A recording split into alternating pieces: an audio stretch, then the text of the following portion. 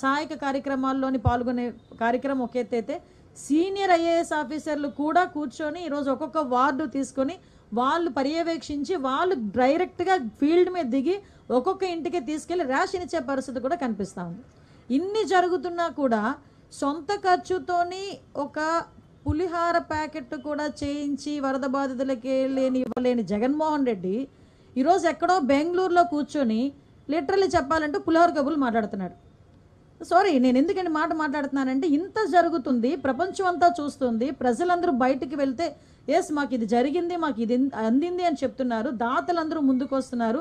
సిగ్గుపడాలి. చిన్న పిల్లలు వాళ్ళకి కిడ్నీ బ్యాంక్స్ తీసుకొచ్చుకొని ఇది కూడా మేము ఇస్తామని చెప్పి సీఎం గారి దగ్గరికి వచ్చి వాళ్ళు ఇస్తున్నారు.